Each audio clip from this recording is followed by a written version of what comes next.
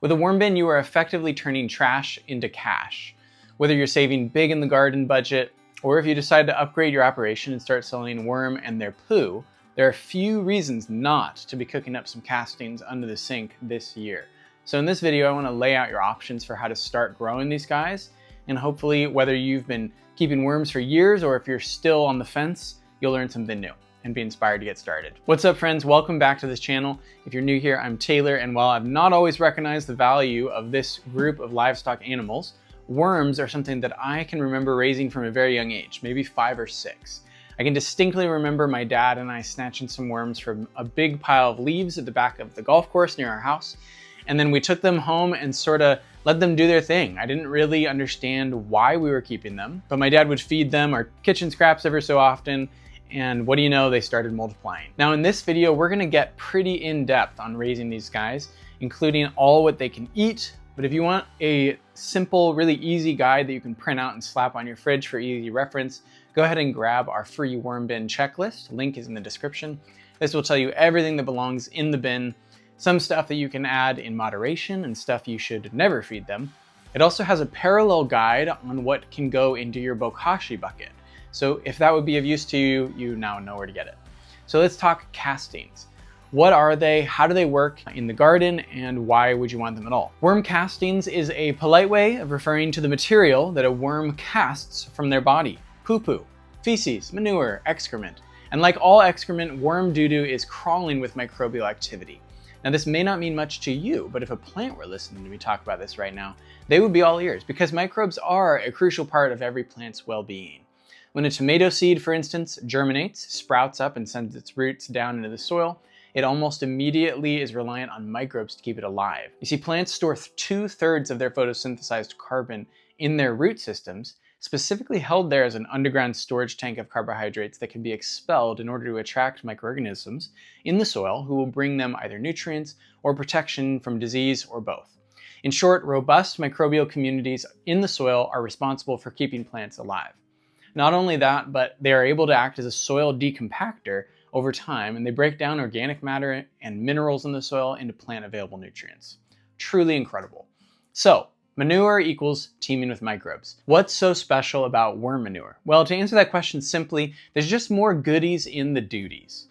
Compared to something like horse, goat, or cow, or chicken manure, all of which I'm a huge fan of for garden fertility, worm manure contains higher concentration of nutrients, more microbial activity, less pathogens, higher humic acid content, and they just create better soil structure in the garden. You basically need far less of it to make a significant impact in your soil. Additionally, and perhaps most important benefit to worm castings is that you can grow and harvest the manure all under your kitchen sink, basically for free. Now, if all of this doesn't sound enough of a reason to hop into worm husbandry, stay tuned, because later in this video, we'll talk about a few other ways that you can upgrade your worm farm and even get more value. But first, let's start building this thing from the ground up, starting with your options of a home for these little guys. I've got in front of me 3 examples of what a worm bin actually could look like for you: small, medium, and large. Easy to set up, no setup needed, and a little bit of work. But whichever option you choose, you can't lose. The design between these 3 is extremely similar. We'll almost certainly have future videos on a more complex type of bin that you could use, but in essence, a 2 or 3 tote system is going to do the trick. For each of these setups, basically what you're looking at is a level where the worms will live out their lives, nomming away at delicious kitchen scraps, and then a catchment level that will catch all of the worm poo juice. Yummy, I know. Let's start by taking a look at this first option. Here I've got 3 small clear plastic totes. These are what we use for winter sowing, our hardy annuals, and they work great as little worm bins. If you are a single person living in an apartment or a small home, this very well could be exactly what you need. Takes up very little space, easy to transport, very little effort involved here. You can buy these guys for a few bucks on Amazon. We'll put links in the description for all the stuff we talk about if you want to get started with these. Now, the only thing that you'll need to do to prepare these bins is to drill some holes in the bottom of the container, each of these containers. The holes need to be big enough to let worms comfortably slide through without having to squeeze. You can make these holes with a 1/4-inch drill bit. Just put in enough so that your worms can actually find a hole easily if they're searching around trying to find a way out. If you're gonna go with this option, you will want to fill your first layer with your substrate. And we'll get into exactly what that might be in the next part. And then you'll plop your worms right on in. Then you just want to put the lid on, and whenever you dump some coffee grinds or carrot peels, you just open her up. There you go. Over time, this bin will start to fill up. The worms and microbes will have converted the organic matter into castings, and then you're ready to fill the third layer. You can fill that up directly with your substrate, place it above your second level so that the bottom is touching the castings below, and start feeding your worms from this layer. They'll sense that the food is in the upper layer from down below, but, and we'll get to why a little bit later in this video, you'll probably just want to scoop out a few worms and castings from the second level and place them on top just to get things started. Now from this point on, you're going to let the middle layer age. How long depends on a lot of factors. It could take as little as a few months or as many as 6 months for them to fully mature, but it depends on a few things such as how big your worm population actually is. Big surprise, but more worms you got tearing up through the materials, the faster that it's going to break down into beautiful castings. Now don't hear me say that you got to go out and buy more worms. You actually just need to feed them more. Worms multiply to the extent that their food source is multiplying. If you're only feeding your critters once a week, they're going to adjust their population growth quickly to keep food on the table for everyone. If you increase your feeding regimen to every day, your worms will respond by having babies.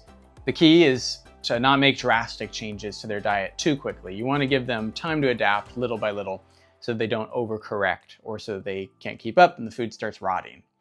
Another factor is temperature. Temperature affects how long it takes. If you've got a worm bin in a colder spot in your house, like between 50 and 60 degrees, decomposition will take longer. Whereas in warmer spots between 70 to 80 degrees Fahrenheit, it could go a lot quicker. Another factor is the size of your materials that you put in the bin. If you've got huge chunks of melon and jumbo-sized wood chips, it could take a while for these to break down. If your materials are more shredded and fine, you'll be popping out usable castings in no time. Now the bottom layer that I already mentioned is going to be used to catch the worm leachate. Not to be confused with worm tea, which we'll talk about leachate in a later section. There you go. Let's take a look at the mid-tier option that I've got here. This is a very common style bin that you can buy on Amazon or from your local nursery or gardening store. This is referred to as the Worm Factory, and it's a great model. The features here are that they've got several bins with probably 1/4 inch plastic mesh. These trays are 18 inches by 18 inches, and they're gonna be the worm home. Comes with a lid, a little feeding instruction guide, and a bottom section with 4 legs to keep it off the ground. In this bottom catchment area, they've got it readied with a spigot for you to drain out all the leachate. All ready to go. These guys are great. They're a little spendy, going for about $135 on Amazon right now. I bought this one 4 years ago from someone who was getting rid of it on Facebook Marketplace for 20 bucks. Great deal. So if you can find one used, it's probably worth it. They seem relatively sturdy. I've not treated mine with tons of care and it is still holding up. This bin is going to be a great option for you if there are 2 or 3 of you, and if you really just want to make more castings. It comes with 4 trays, so you've got plenty of time for the bottom layers to age as you're feeding your worms up top. Finally, if you want to go all in, we've got a couple of these 27-gallon totes. This is effectively just a larger version of the clear plastic totes. The only difference is that because of how much these can hold, I'm not super interested in stacking on multiple layers of bins. This can get heavy, and I've got a better solution. So we've got our bottom, which catches the leachate. Then we've got our feeder tote. And I just drilled some holes in the bottom here. These I actually don't want to be huge holes because they're not for the worms to transport themselves. It's just for water drainage. Once this tote has filled up to the point where it's getting pretty heavy, I will just transfer the bedding to a separate tote like this that will have time to age on its own. And then I'll fill this one back up with a layer of my substrate and kickstart it with a bunch of worms. You can pretty easily attract a ton of worms from a single clump of bedding just by putting down some melon rinds or sweet fruit and then waiting 24 hours. The worms are very attracted to this type of food. Now we're a family of 4, very soon to be a family of 5. So we cook nearly all of our own food. We are using this option just so that we can increase our worm population so that they can keep up with what we're giving them. We have plenty of need for a lot of worm castings, so this option is gonna be ideal for us. If you're running a larger farming operation, you could use this approach and then just have multiple bins going at once. For us, we're probably getting 3 or 4 cubic feet of worm castings a year using this size bin. I haven't actually tracked it, so I'm not sure if that's fully accurate, but it's a lot. So there's your 3 options for a worm bin setup. Whether you're a single person living in an apartment with a windowsill herb garden or a large-scale farmer, you can find an affordable option to meet your needs. Let's talk materials, or as I've been referring to them, substrates. A substrate in this case refers to a medium in which a living organism or a community of organisms grow. The substrate facilitates the transportation abilities of the organisms, it can provide some nutrients, and in gardening circles, it mostly refers to a soil-like substance or some form of material that's high in organic matter. For a worm bin, you've got quite a few options for a suitable substrate. The main components it needs is that it has to have the ability to retain some moisture while also providing proper airflow, which involves drainage. And it has to be a material suitable for housing and cultivating microbial activity. If this sounds remarkably similar to the conditions of a good potting mix, you'd be correct. The worm bin substrate is very much like a potting mix. Now, if you want to learn more about how we make our potting mix, you can check out a recent video on that. We don't use our potting mix per se for our worms, but the conditions are similar for sure. So let's check out our options. Finished compost is going to be a great option for you, especially if you've made it yourself or if it's just a high quality material, because it's already got tons of good microbial activity in there that will kickstart the culture. Another one that we've used before is aged cow or horse or goat manure. You really just want to make sure that it's processed through a lot of its nitrogen so that you don't burn the worms. But if it's a year old or more, or you've already hot composted, it's probably going to be just fine. Leaf mold is another great option if you've got it. Although I would say you want to make sure that's nicely shredded material, pretty much want it to look like soil if you expect your worms to be able to travel through it. And then we've got something like peat moss, or better yet, cocoa coir, which is the medium that we've been using most recently. Cocoa coir is a fairly nutrient neutral material. It's got a nice high carbon content, and the texture is great for worms to wiggle around in. I really like this stuff. We use it in our potting soil. The worms seem to do great with it. Another common material that people like to use is shredded paper or shredded cardboard. Again, this is a carbon-rich material. With these, you just want to try to avoid using paper and cardboard with a lot of ink on them. And of course, make sure to remove any tape or plastic from there as well. So those are your basic choices for the primary bedding. As far as some additions that you can make, you can also consider adding in some wood chips for added fungal development. Wood chips and shavings soak up a lot of moisture and nitrogen, so a little bit, maybe a small handful for the smaller bin, a few handfuls for one of these worm towers, and a few scoops for the bigger bins will do the trick. We are also adding in charcoal to our worm bin. Not too much at a time, but charcoal really is just a no-brainer for a worm bin. Keeps things dry, keeps odors down if things become unbalanced in the bin, and more importantly, they house microbes and nutrients, making your worm castings even more packed with goodies when you actually go to use them. Biochar is one of the best gardening amendments that you can make, and a worm bin is a great place to charge your charcoal to make biochar. And just a quick note here, when I say charcoal, I'm not talking about charcoal briquettes that you're using for your grill. I'm referring to a specific process of steam activating the charcoal embers of a super hot fire by dousing them while they're at peak heat. This creates a really clean product that is amazing for soaking up microbes and nutrients. Anyway, don't add barbecue charcoal to your worm bin. If you've got steam activated charcoal, this is what you can use. Here's what my material looks like. I'm mixing together some cocoa coir, some finished homemade compost, meaning its carbon content is higher and less nitrogenous than the younger compost. And then I'm adding in some activated charcoal. And the last thing I'm going to sprinkle in is some azomite. This stuff contains a lot of trace minerals. It's an organic, relatively sustainable source of those minerals. And we'll talk about in our section later on what worms eat. The minerals are going to help support a wider variety of microbial life in the bin. So we're going to add a nice handful of this. You could also add some finely ground eggshells for a similar effect. There we go. Now you can totally stop here and you'll have a wonderful worm bedding. I'm going to go ahead and add one more thing, which is some IMO 4, which stands for Indigenous Microorganisms 4, the fourth stage of cultivation. IMO is something that you can catch out in nature. These are microorganisms that have had the chance to develop and evolve and fine-tune themselves to the exact climate and weather patterns of your area. They're an extremely powerful source of microbes for the garden, and I'm incorporating some of them into my worm bin for some added microbial activity and resilience. If you want to learn about how to make some of this for yourself, you can check out our complete beginner's guide to IMO video. Okay, now that we've got all of these materials all together, I'm going to go ahead and mix them up all the way. And then before I add this to the worm bin, I'm going to place a piece of cardboard at the bottom of the bin just to block the holes a little bit. Again, these holes, they aren't really big enough for the worms to find easily, but I still don't want a ton of material to get through or to clog them up. So I'm just going to place them down as a layer before putting my material on top. Now that I've got that in there, I'm ready to wet it down. We want worms to have water to drink and stay hydrated. The microbes need water, so we want to get this stuff well saturated, and then we'll just let it drain out into the tote beneath. And one more thing that I'm going to add to the bin, I'm going to add actually to the water, and that is a Korean natural farming input called LAB, or lactic acid bacteria. These are bacteria that I caught and cultured in a different way than IMO, different types of bacteria than those found in IMO. But to add these, I'm gonna add a tablespoon to a gallon of water, mix it up, and then pour it through the bedding. This took about 5 minutes to mostly completely drain out, and I just wanna point out the runoff. This stuff is full of bacteria and probably some fungi.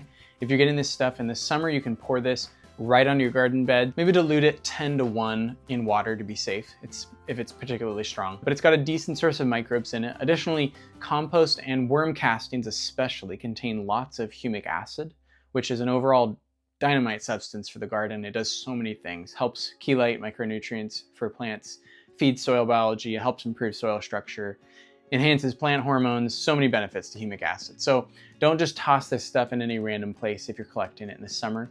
Water it into your garden beds. If you have a compost pile, you can obviously pour it back on that. There you go. So now that the bedding has been wetted down and the worms are ready to move into their new home, let's talk about what kind of worms we actually want in our bin. There are a bunch of worm species out there, somewhere between 3 and 30,000 approximately. But really, there are just a few that you need to consider for your bin, and it kind of depends on exactly why you're housing worms in the first place. If you're keeping worms so that you've got a steady supply of fish bait, you will probably want to use night crawlers because these guys are quite large. They can handle slightly cooler temperatures, but they don't breed very quickly, so they're not really ideal for making vermicompost. That said, the other two main options are going to be Indian blue worms and red wigglers. Blue worms breed a bit faster than red wigglers, but because of the wigglers' adaptability and resilience, I'm going to recommend that you go with those. These guys produce plenty speedily, and they can really work through material efficiently. They can withstand temperatures of up to 95 degrees Fahrenheit and down to 55, and even a bit below in my experience. Red wigglers are the best variety, especially for beginners.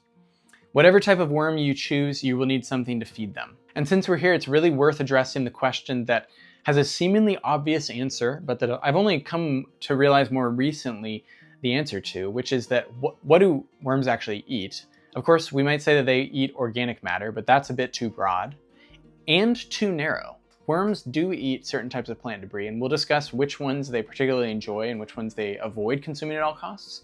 But it's really worth pointing out that a sizable portion, likely the majority of a worm's diet, is microbes.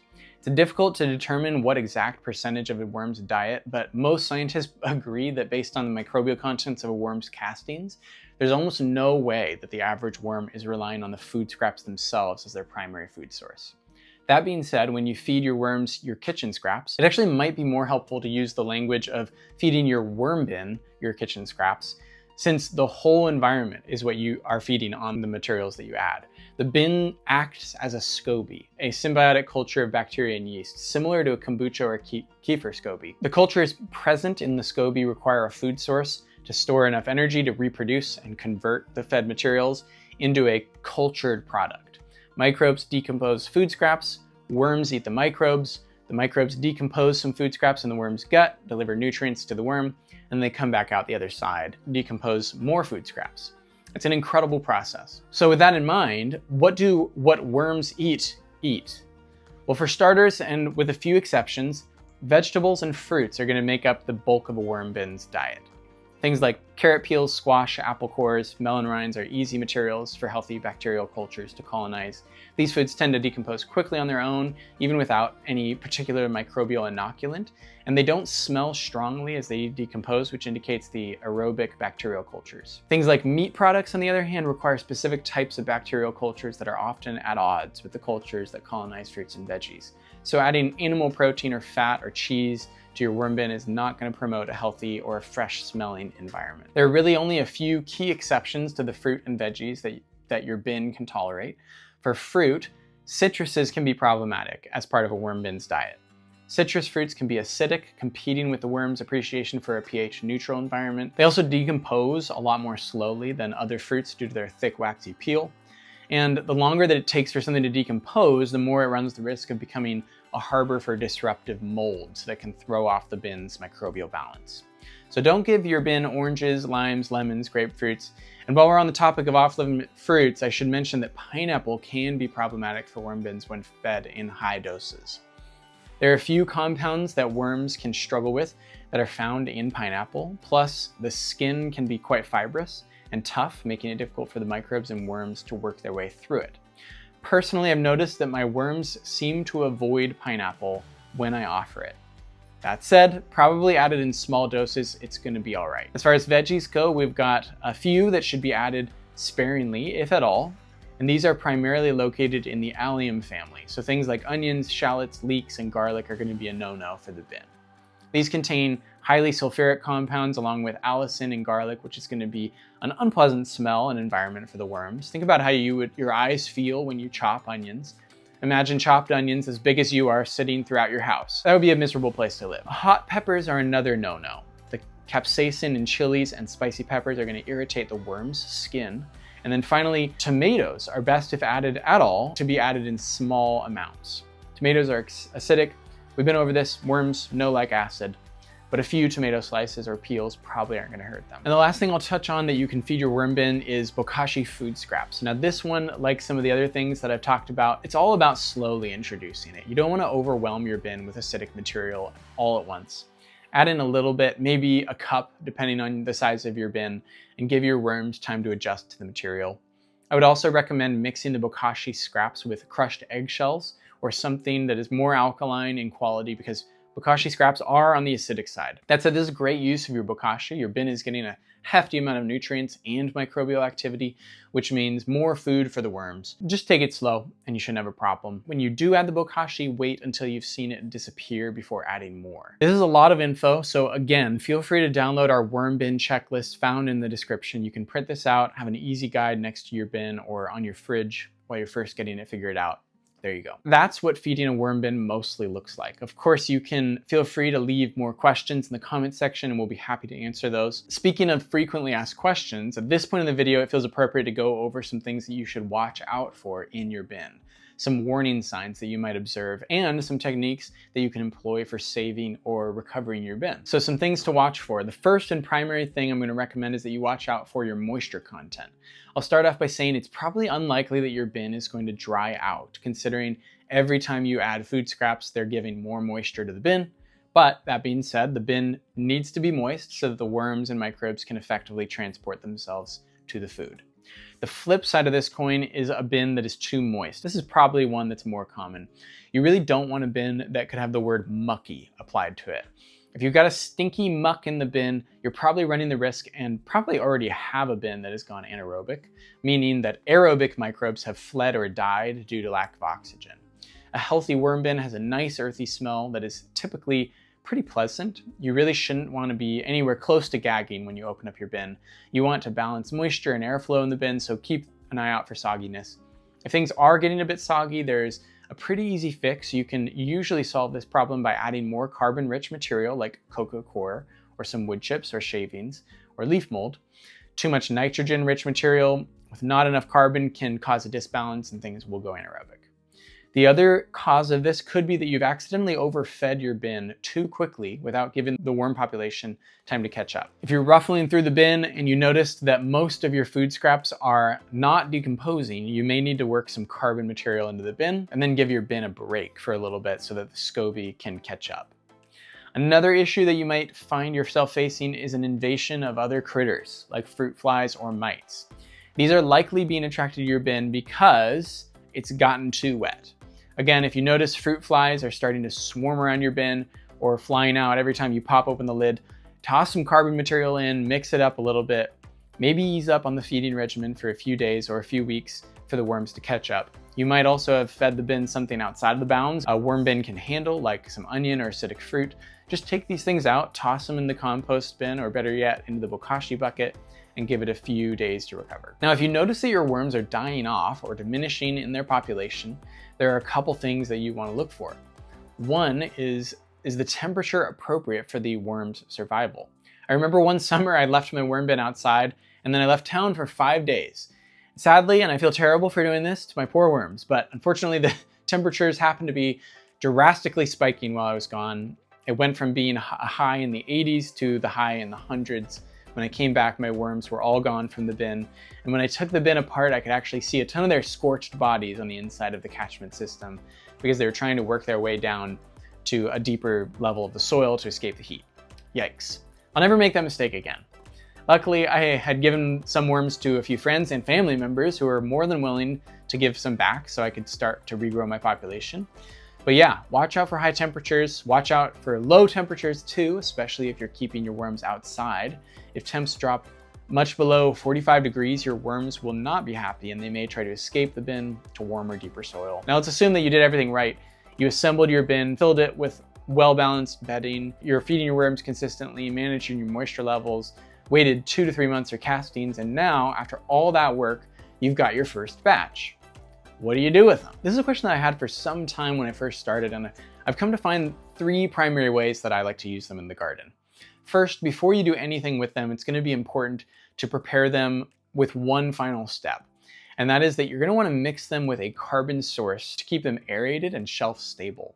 This carbon source can be any of the ones that I mentioned previously: cocoa coir, leaf mold, shredded hay, or straw, wood shavings, whatever it is. It just needs to be really fine material. You don't want to be mixing up castings with full leaves or chunky wood chips. Make sure the material is fine and mixable. Here's what some finished castings look like after I mixed them with some really decomposed wood chips. The chips were already mostly broken down, plus I ran them through a sifter so they got pretty fine. These feel great, they smell incredible. They're ready to use for any application. From here, you've got 3 main options. The first one and most obvious one is that you can just toss them down on the soil and mulch over the top. You can also mix them into the top layer of the soil by hand if you want to do that a little bit, but mostly you just want to make sure that you cover them up with a thick mulch so the sun doesn't zap them. Vermicompost is what we might classify as an inoculating compost. It's not really a mulch in and of itself, like a bulkier or store-bought compost might be, where you're just trying to add some organic matter to the soil. Your worm castings are more going to act as a microbial inoculant for the mulching compost, which will help those materials break down further more quickly. Another way that you can use these castings is in your potting mix. This is a great way to get healthy plant starts. We haven't been doing this a ton this year because we don't have a ton of finished worm castings on hand right now. Adding in a cup of castings for every gallon of potting mix or so is going to have a great impact on baby plant seedling health. And the third main way that we use our worm castings is in an aerated tea form. We've got several videos outlining this process, but essentially we're taking a handful of the castings, placing it in a paint strainer or a fine mesh bag, hanging it in water, and aerating it for a day or 2 with a bubbler. This process makes aerated worm tea, which can then be diluted at a ratio of 10:1 in water and then used as a foliar spray on your plants or on your soil. The process of culturing the castings a further time in this aerated liquid form enhances the potency of the microbes, and it leaches them out of the castings so that they can be sprayed or watered directly onto the plants that you're growing. Again, if you're interested in how this works, you can watch our video on aerated compost tea or our beginner's guide to IMO, where we show you how to make aerated compost tea out of IMO 4. The process is pretty much the same. You can also use this aerated tea as an inoculant for biochar. We'll have a video on that probably later this year, but basically you're soaking the biochar in your aerated worm tea and letting the microbes find a home inside the charcoal, which can then be used in your garden. Another use for worms and their castings is to earn some cash. Worms, depending on your market and what you're selling them for, can go from between $20 to $50 a pound, and high quality castings can go for $1 to $3 a pound. You can start by just selling them on Facebook Marketplace or other local outlets. A lot of people have started small side businesses out of selling worms, all for a very low startup cost and the ability to do it in your house or your backyard. We probably won't be selling them this year because we've got so much need for them. We're growing on a relatively new plot of land that needs some help. But if your soil is doing great and you're just doing maintenance, selling your castings might be a great reason to make them in the first place. And even if you're not selling them, you're earning money back with your time in keeping the worms by not having to buy them from some company who's feeding them who knows what. Of course, there are plenty of amazing companies that are making high quality worm castings that are well worth buying. But if you don't mind keeping worms yourself and you want to reduce your waste, your worms are going to save you some money. That's our guide on keeping worms, guys. I hope that was an enjoyable watch. Thanks for watching all the way to the end. And if you're interested in learning what you can do with all the food scraps that aren't able to toss in the worm bin, you'll want to check out our video all about another type of bin that you really ought to be keeping, bokashi. So thanks for watching, and we'll see you in the next video.